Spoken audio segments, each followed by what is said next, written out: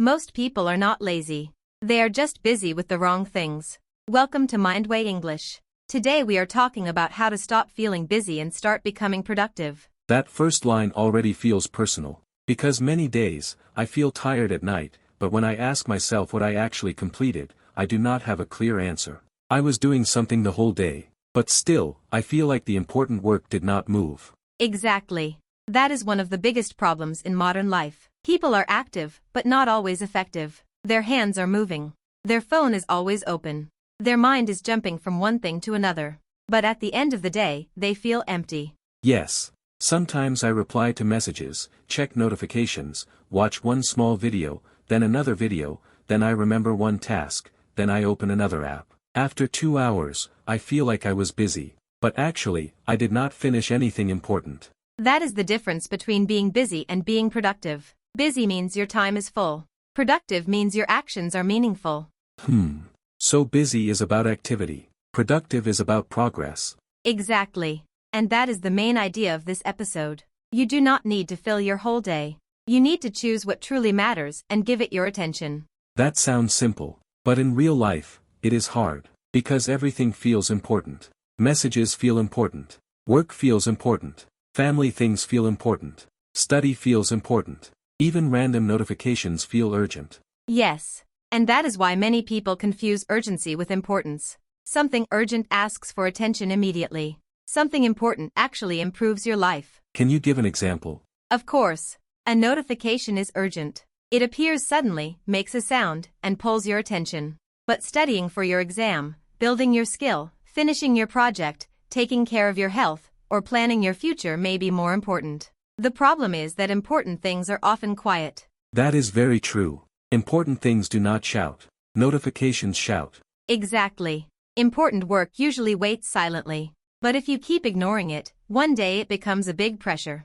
That happens with studies. At first, the exam feels far away. So I think, I still have time. Then suddenly only a few days are left, and the pressure becomes heavy. Yes. That is why time management is not only about making a timetable. It is about respecting future pressure before it becomes too big. That is a nice way to say it. Respect future pressure. Do not wait until it becomes emergency. Exactly. Many people say, I work best under pressure. But sometimes that is not true productivity. It is just panic with a deadline.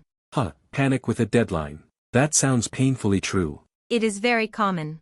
But if you always depend on panic, your mind becomes tired. You may finish the task, but you lose peace. Then how do we become productive without creating pressure? Start with one question every morning. Ask yourself, if I complete only one important thing today, what should it be? Only one important thing, not 10 tasks. Yes. Start with one. Because 10 tasks can make your mind confused. One priority gives your day a direction. That makes sense. When I write 10 things, I feel heavy before I even start. Exactly. A long list can become a source of stress. So choose one main priority. Then choose 2 smaller tasks if needed. But always know your main task. So my day can have one main task and 2 small tasks. That feels more realistic. Yes. For example, if you are a student, your main task can be, revise one important chapter. Your small tasks can be, clean my desk, send one message, check one document. So I should not mix small tasks and big tasks in my mind. Correct. Small tasks are easy to finish, so they give quick satisfaction. But big tasks create real progress. That is dangerous. Because if I finish 5 small tasks, I may feel productive, but the main work is still untouched. Exactly. This is called fake productivity. It feels good for a short time, but it does not move your life forward.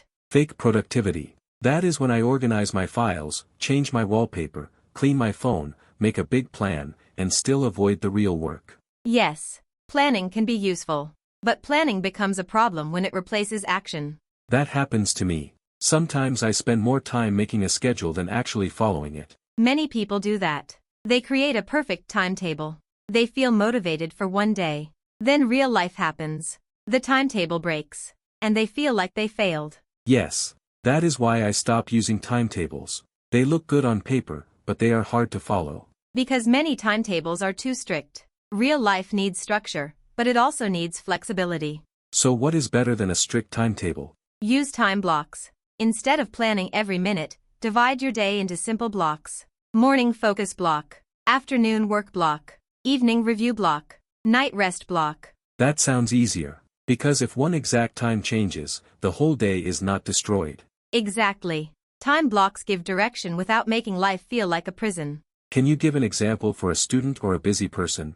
Yes. Morning, one deep work task. Afternoon, normal responsibilities. Evening, exercise, family, or personal work. Night, review tomorrow and rest. It does not need to be perfect. It just needs to guide you. I like that. Because sometimes I think time management means controlling every minute. No. Time management means giving your time a purpose. You cannot control everything. But you can choose what deserves your best attention. That word is important. Attention. Because even if I have time, I may not have attention. Exactly. Time without attention is weak. You can sit with a book for 2 hours, but if your mind is on your phone, the result will be poor. That happens often. I tell myself, I studied for 2 hours. But honestly, I check my phone many times in between. Then it was not 2 hours of study. It was 2 hours of sitting near a book. That is true. Sitting near a book is not studying. Exactly. So productivity is not only about time.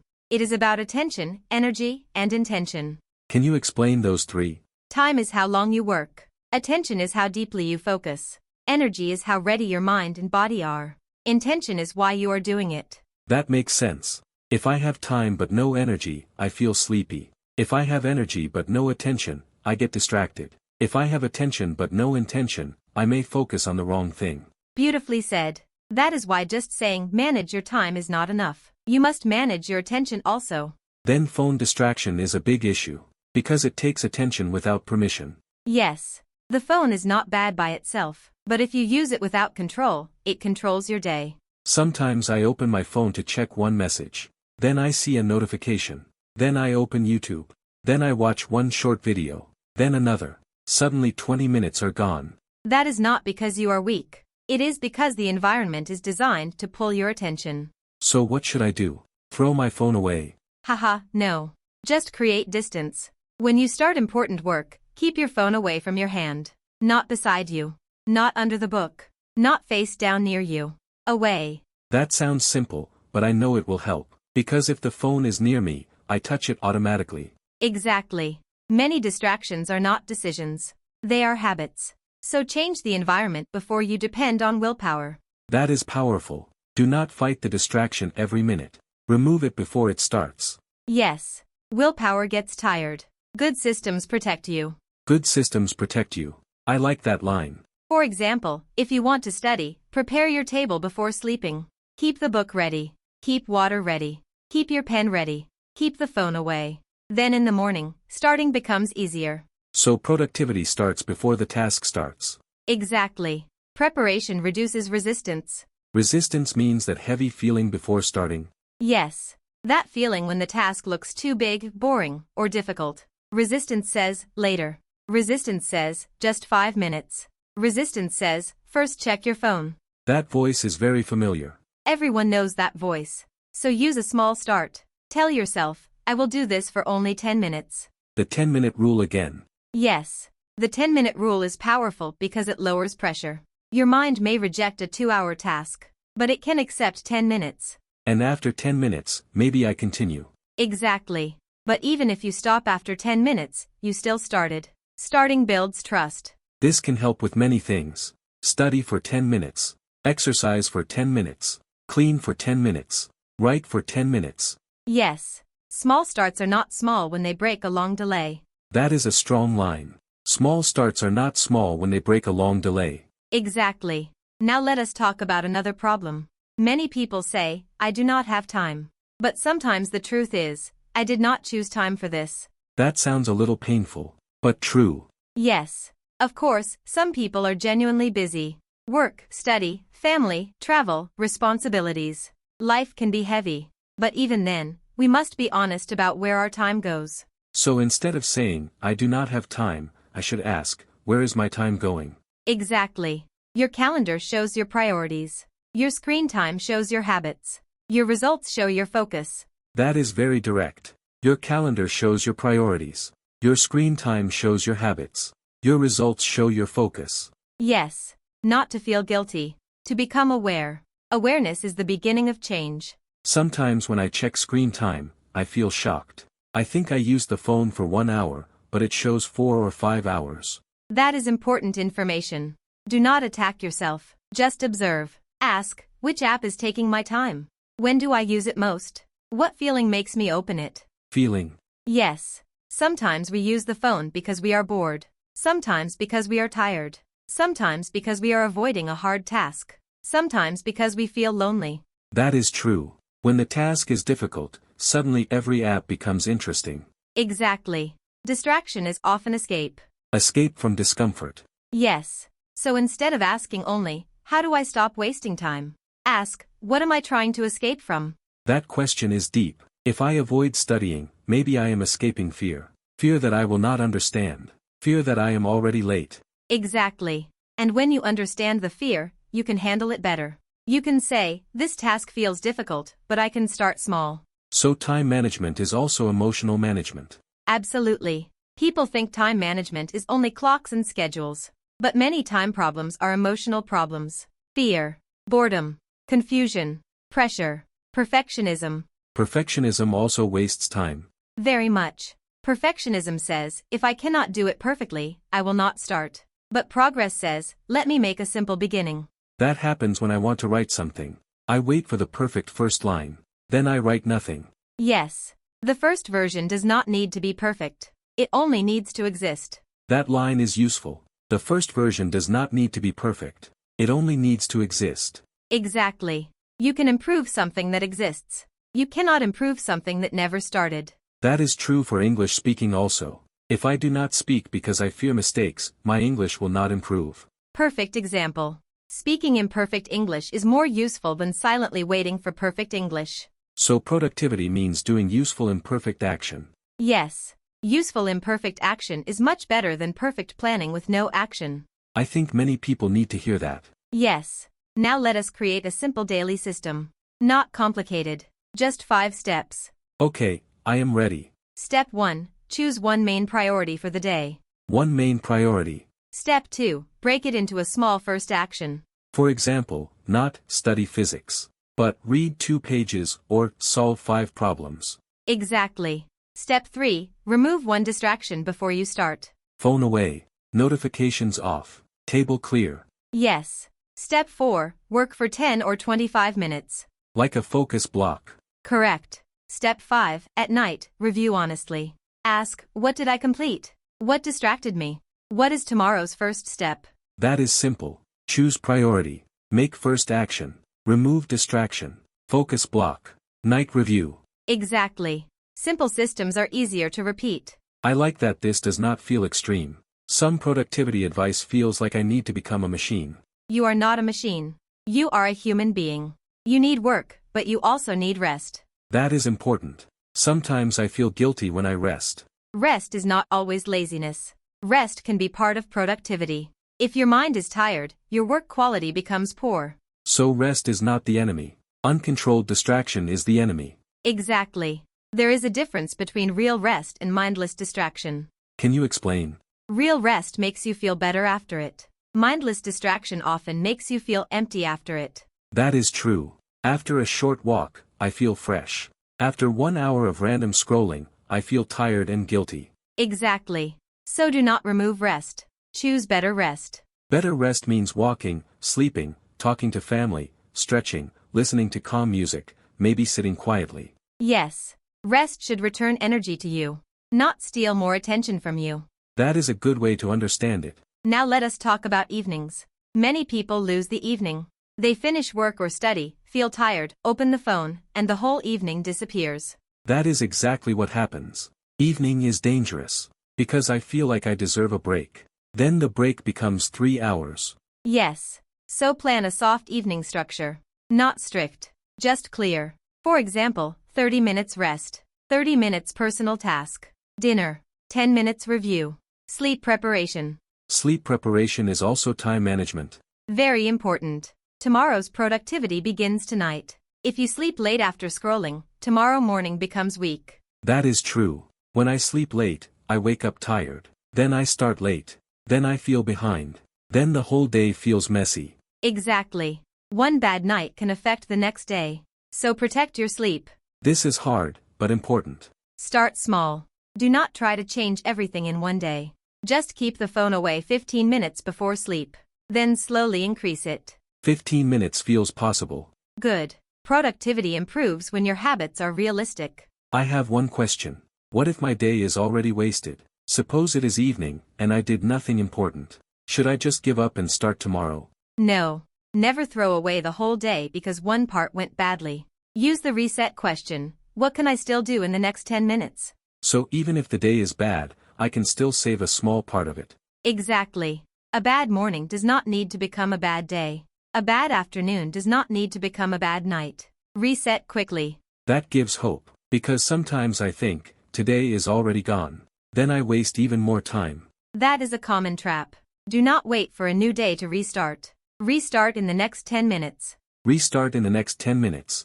That is strong. Yes. Now let us practice some useful English phrases from today's topic. Good. This will help English learners also. Phrase 1. I need to focus on my real priority. I need to focus on my real priority. That means I should not waste attention on small things. Exactly.